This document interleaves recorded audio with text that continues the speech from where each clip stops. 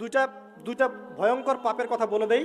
এই দুইটা পাপে যারা আসক্ত হয়ে আছে তারা তওবা করে ফিরে আসলে পরেও সারা জীবন তাদেরকে এটা সাফার করতে হবে। কথা বুঝতে পারছেন না? তওবা করে ফিরে এসেছেন মনে করেন, তারপরেও আপনাকে সারা জীবন এই পাপের ফলটা ভোগ করতে হবে।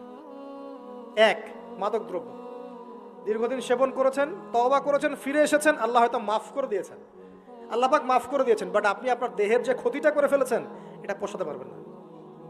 এক নাম্বার। দুই, তখন আপনি যদি বিয়ে করেন আপনি স্ত্রীকে সন্তুষ্ট করতে পারবেন না। হ্যাঁ। দুই নাম্বার হচ্ছে এই যে গোপনে যুবকরা যে পাপটা করে, মাস্টারবেশন, যেটাকে আমরা বলি হস্তমৈথুন, এই পাপ যেসব যুবকরা করছে বা করে, এবং অ্যাভেলেবেল এই পাপটা সবাই করে, কারণ এখন পর্নের যুগ, পর্ন দেখলে তো আর কোনো উপায় নাই, তখন তো এই পথেই যেতে হচ্ছে, নিজের উপরে নিজেকে জুলুম করতে হচ্ছে। যারা হস্তমৈথুন অভ্যস্ত হয়ে গেছে এরা যদি তওবা করে ফিরেও আসে, শরীরের যে ক্ষতিটা হয়েছে এটা পূরণ হবে না কখনো।